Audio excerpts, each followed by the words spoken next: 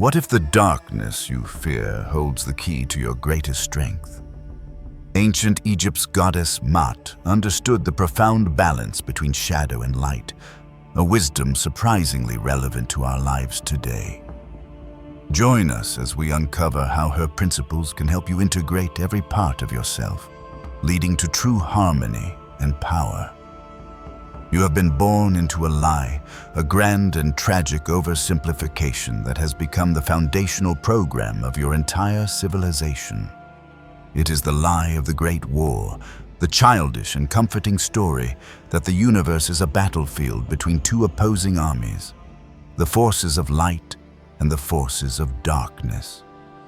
You have been taught from the cradle to the grave that your spiritual purpose is to choose a side, to align yourself with the light, to fight the darkness, to vanquish your demons, and to one day achieve a state of pure, untroubled, and victorious goodness. Your religions are built on this lie. Your mythologies are echoes of it. Your very language is encoded with its dualistic poison: good versus evil, right versus wrong, God versus the devil. This is the prison of the mind that has kept you a spiritual infant for millennia. It is a story that is simple, clean, and emotionally satisfying. And it is the single greatest barrier to your own evolution. The ancient masters, the true initiates of the Thothian mysteries, did not believe in this war. They knew that the universe was not a battlefield. It was a laboratory. They knew that light and dark were not enemies at war. They were partners in a sacred and terrifying dance of creation. And they knew that the ultimate goal of the soul was not to choose a side, but to become the dance itself. The key to this lost and forbidden science was not a god of war or a king on a golden throne. It was a principle, a law, an invisible and all-pervasive force that they personified as a goddess. Her name was Maat, and the wisdom she holds is not a comforting platitude. It is a razor blade, and it is the only tool that can cut you free from the prison of your own manufactured goodness. You have been shown her image, a serene and beautiful woman, crowned with a single, perfect ostrich feather. She is the daughter of the sun god Ra, the consort of the wisdom god Thoth. She is the goddess of truth, of justice, of harmony. These are the safe words, the sterile and academic labels that have been pasted over a truth so profound it would shatter the foundations of your moral universe. Maat is not the goddess of justice. She is the goddess of reality. She is not a moral principle, she is a law of physics. Her feather is not a symbol of your moral purity. It is a diagnostic tool, a cosmic tuning fork that measures the one thing that truly matters in this universe: your vibrational coherence. You have been taught to live a good life so that your heart will be light. You are about to learn that your heart can only become light when you have had the supreme courage to fully and fearlessly integrate your own darkness. This is not a story about becoming a better person. This is a story about becoming a whole one. And the first step is to be willing to look upon the face of the monster you have been taught to hate and to finally recognize it as the missing half of your own divine soul. To comprehend the science of Maat, you must first be willing to let go of the idea of Maat as a person. She is not a being to be worshipped. She is an operating system to be understood. Maat is the invisible, intelligent, and holographic architecture of the cosmos. She is the underlying principle that the universe is not a random collection of objects, but a single, living, and interconnected whole. She is the web of cause and effect, the law of resonance, the perfect and inescapable feedback loop that connects every thought, every action, and every intention to its inevitable consequence. Your modern science is only just beginning to catch a glimpse of her in its theories of quantum entanglement, the holographic principle, and the unified field. But the ancient masters did not have theories. They had direct perception. They knew that Maat was not an idea. She was the very fabric of existence. To live in Maat was not to be a good person in the moral sense. It was to be a coherent person in the physical sense. It was to align the fractal of your own being with the geometry of the entire cosmos. It was to tune the instrument of your own soul to the keynote of the universal symphony. A person living in Maat is not rewarded with a good life. Their good life is the natural and inevitable consequence of their own internal harmony.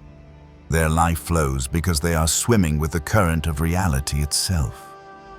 A person living against Maat, in a state of Isfet or chaos, is not punished with a bad life.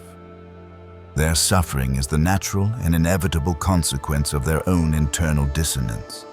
They are swimming against the current, and the universe, in its perfect and impersonal justice, is simply reflecting their own struggle back to them.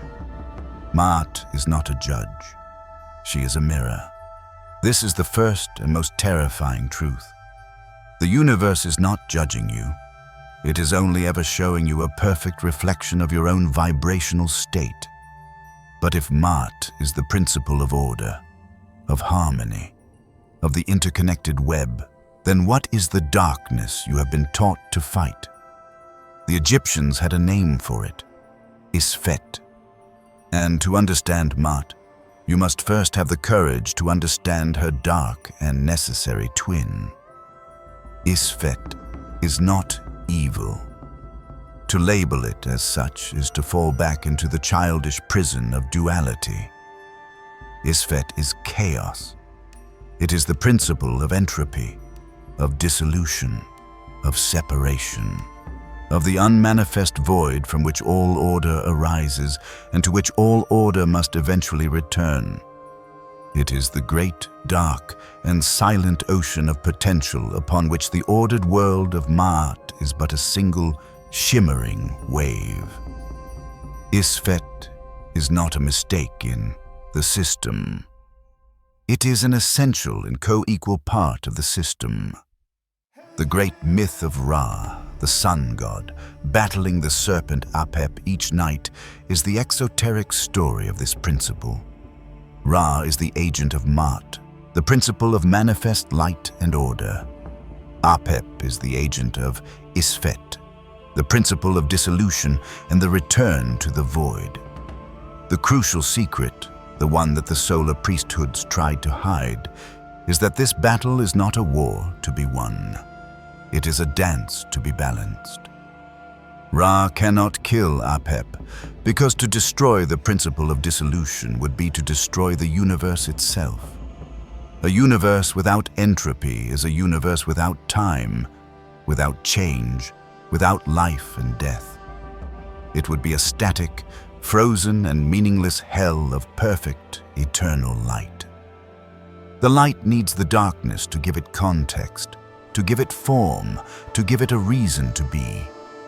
Order needs chaos to push against, to define itself by, to make its own existence a meaningful and heroic act. Maat and Isfet are not enemies, they are partners. They are the two hands of God, one that builds and one that tears down, and both are necessary for the endless and beautiful cycle of creation. Now, bring this cosmic law down into the temple of your own being. You are a microcosm of the universe. Therefore, you are not a being of pure light. You are not a child of Maat. You are a child of both. You are a being of perfect and terrifying duality. The light within you is your conscious self, your ego, your personality, the part of you that seeks to create order, to make meaning, to connect, to love. It is your inner Ra, your inner agent of Maat. And the darkness within you, the part you have been taught to fear, to hate, to suppress, and to deny, is your personal Isfet. It is your shadow. It is not your evil side. It is the unmanifest, the chaotic, the repressed, and the untamed part of your own infinite potential. It is your rage, your grief, your fear, your envy. It is your unacceptable desires, your primal instincts, your sacred aggression. It is the apep within your own soul. And you have been taught to spend your entire life at war with it. You have been taught that the goal of the spiritual path is to kill the serpent within, to vanquish your shadow, and to become a being of pure, unadulterated light. And this is the great lie that has kept you a fragmented, powerless, and deeply unhappy being. You cannot win a war against half of yourself. You can only exhaust yourself in a brutal and endless civil war that will leave your inner kingdom in ruins. The path of Maat, the path of true wisdom, is not the path of war. It is the path of integration. It is the path of learning to balance the light and the dark within your own soul, to become the divine and loving parent to both the God and the monster that live inside of you. It is the path of becoming whole. And the ultimate test of this wholeness, the final diagnostic of the soul, is the ceremony that you have been taught to fear more than any other, the weighing of the heart. The hall of two truths, the great judgment hall of the dead, is not a courtroom you will enter after you die. It is a state of consciousness that you can enter right now. It is the silent, sacred, and unflinchingly honest chamber of your own deep awareness. And the great weighing is not a future event to be feared. It is a present process to be mastered. The feather of Maat, the one that is placed on the scale, is not a symbol of your moral report card, a tally of your good deeds and your bad deeds. It is a cosmic tuning fork. It is a resonator that holds the perfect, silent, and effortless frequency of a soul that is in a state of perfect balance and integration. It is the frequency of holiness. It is the sound of a being that is at peace with its own duality. A being that has made peace between its own inner wa and its own inner apep. The heart, the ibi, which is placed on the other side of the scale, is not just your conscience. It is the energetic and holographic center of your being. It is the data storage center of your soul, the place where the vibrational record of every experience, every emotion, every belief, and every choice you have ever made is stored. And the weighing is not a moral judgment. It is a vibrational measurement. It is a diagnostic. The scales are asking a single, simple question of physics. Does the frequency of your heart match the frequency of the universe? A light heart is not a heart that has only ever had good thoughts and pure feelings. Such a heart does not exist. A light heart is a coherent heart. It is a heart that has had the supreme courage to face its own darkness, to feel its own pain, to embrace its own monsters, and to love them into a state of wholeness. It is a heart that has integrated its own Isfet. The rage has been alchemized into passion. The fear has been alchemized into wisdom. The grief has been alchemized into compassion. The heart is light not because it is empty of darkness, but because it is full of a darkness that has been understood, accepted, and integrated.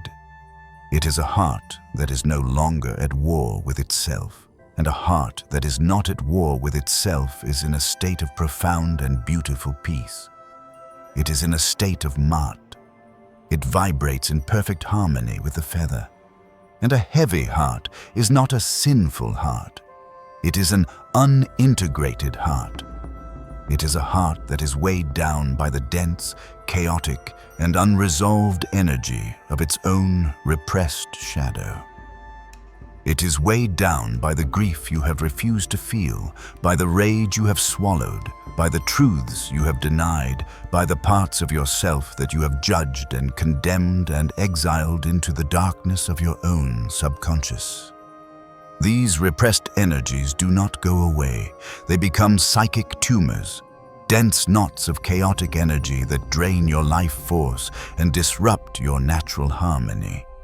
And it is the weight of these unfaced demons that makes your heart heavier than the feather. The heart is heavy not because it has experienced darkness, but because it has refused to. And Ammit, the great devourer, the composite monster who waits by the scales to consume the heavy heart, is not a demon of punishment. She is the principle of cosmic recycling. She is the force of dissolution that breaks down incoherent and unsustainable energy patterns so that their raw material can be returned to the great cycle of creation. To have your heart devoured by Ammit is not to be sent to hell. It is to have the failed experiment of your own fragmented personality, your ego, dissolved.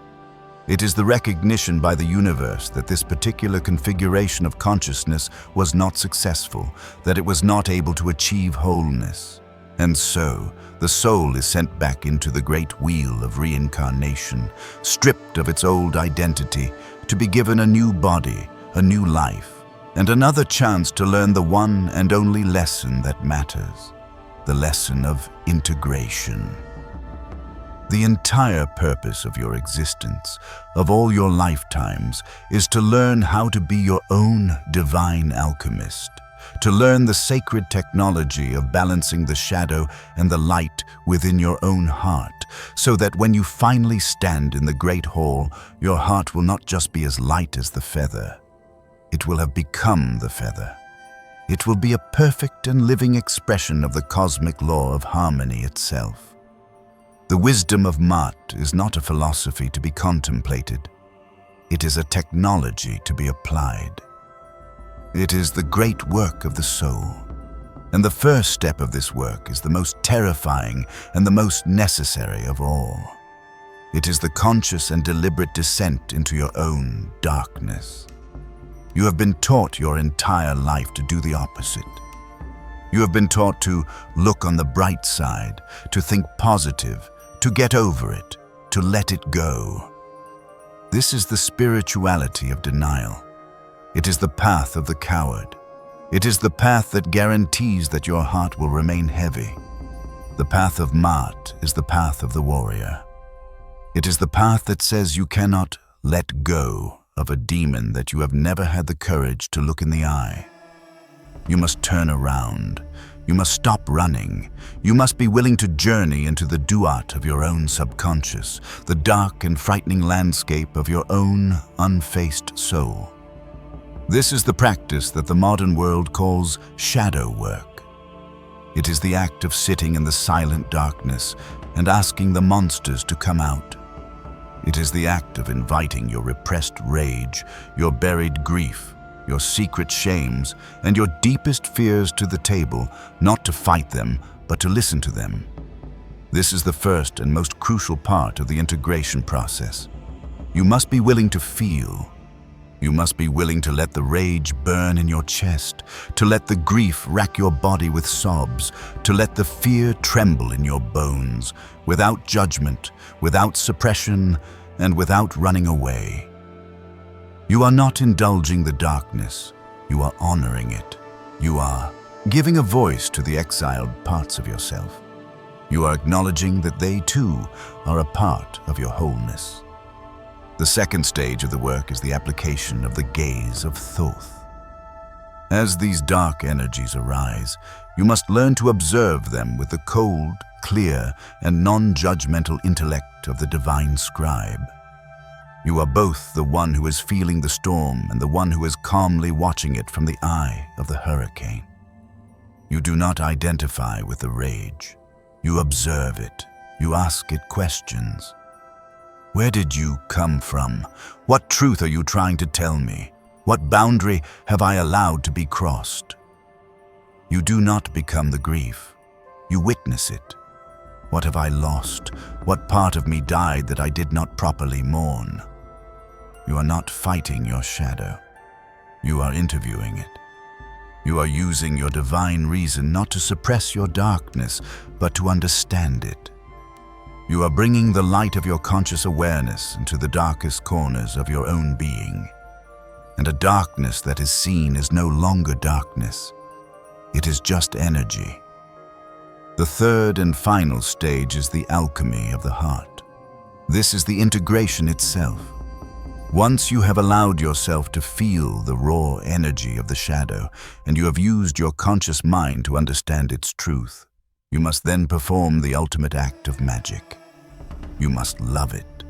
You must bring that dark, chaotic, and wounded part of yourself into the sacred and radiant center of your own heart. And you must hold it there in a field of unconditional compassion. You must look upon the face of your own inner monster, the part of you that you have hated and feared and judged your whole life. And you must have the supreme courage to say to it, "You too are a part of me. You too are divine. You too are worthy of love." This is not a sentimental act. It is a powerful act of vibrational physics. The high, coherent frequency of pure, unconditional love is the universal solvent. It is the only force in the cosmos that can take the dense, chaotic, and dissonant energy of the unintegrated shadow and transmute it. When you hold your rage in a field of love, the rage does not disappear. Its energy is alchemized into the clean, pure, and powerful fuel of sacred passion and divine purpose. When you hold your fear in a field of love, its energy is alchemized into the profound wisdom of humility and the clear sight of discernment. When you hold your grief in a field of love, its energy is alchemized into the boundless compassion that connects you to all living things. You are not destroying the darkness. You are reclaiming the power that was locked within it. You are not killing the monster. You are transforming it into your greatest ally. This is the true and hidden meaning of the weighing of the heart. A heart that has performed this sacred and difficult work becomes light not because it is empty of darkness, but because it has turned the lead of its own shadow into the gold of its own integrated light. The person who lives in Maat, the one who has mastered this inner alchemy, is the most powerful and the most dangerous being in the world. They are not good in the weak and polite sense that your culture has defined. They are, and a whole being is a sovereign being. They are not peaceful because they avoid conflict. They are peaceful because they have ended the war within themselves. They have made peace between their own inner god of light and their own inner monster of the dark. And because of this, they are masters of polarity. They can be as gentle and as compassionate as a mother, and they can be as fierce and as destructive as a lioness. And they can choose which aspect to embody in any given moment, not from a place of unconscious reaction, but from a place of clear, conscious, and divine purpose. They are not afraid of their own darkness, and so they are not afraid of the darkness in the world. They are the walking, breathing embodiment of the feather of truth. Their life is no longer a struggle. It is a flow. Synchronicities are not rare miracles. They are the normal language of their daily experience. Abundance is not a goal to be chased. It is the natural state of a soul that is in perfect resonance with the abundant heart of the cosmos. They are not just living in Maat. They have become Maat. They are a living law of harmony in a world of chaos. And their very presence, their calm, coherent, and unshakable frequency, begins to have a profound and healing effect on everyone and everything they touch. They become a walking, talking tuning fork for reality itself. This is the path that has been hidden from you. The system you live in is a monument to Isfet. It is a civilization that is pathologically at war with its own shadow. The love and light spirituality that it sells you is the ultimate and most insidious form of this denial. It is a toxic positivity that encourages you to repress, to deny, and to judge the darkness within you, guaranteeing that your heart will remain forever heavy. The hyper-rational materialism of your science is another form of this denial, pretending that the shadow, the subconscious, the soul itself, does not even exist. The political and social systems you inhabit are engines of this denial, built on the principle of us versus them, constantly projecting the collective shadow onto an external enemy, forever fighting a war out there to avoid facing the war in here. This entire civilization is a soul with a heart that is heavier than the feather. It is a soul that is on a collision course with Maat, the devourer. And the chaos, the collapse, the rampant insanity you see in the world is not the cause of the problem. It is the symptom. It is the death throes of a paradigm that has refused to integrate its own darkness. The world itself is in the great hall of judgment, and its heart is being weighed. The work that is being asked of you now is not to go out and fix this broken world. That is the final and most seductive trap of the ego, the desire to be the savior. The work is to fix yourself. The work is to become your own divine alchemist, to have the supreme courage to turn inward and to begin the sacred and terrifying work of healing the war within your own soul. The only way to bring balance to the world is to first find it within yourself. Every single human being who successfully performs this inner alchemy, who lightens their own heart by integrating their own shadow, becomes a living, breathing anchor point for the frequency of Maat on this planet. You are not just healing yourself, you are healing a small piece of the world. You are not just balancing your own soul, you are tipping the cosmic scales ever so slightly away from chaos and back toward harmony. This is the true and hidden work of the spiritual warrior. It is not glamorous, it is not easy. It will require you to face the parts of yourself that you are most terrified of. But it is the only work that matters. The feather is on the scale. Your heart is on the other. The devourer is waiting. But so is the path to the stars. The question is not what will the gods decide. It is what will you declare your own weight to be. If this video resonated with you, let us know by commenting, "I understood it,"